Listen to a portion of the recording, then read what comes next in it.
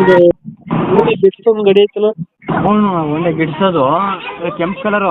ಹೌದು, ಕೆಂಪು ಕಲರ್ 2009 ಮಾಡಲು. 2009 ಮಾಡಲದು.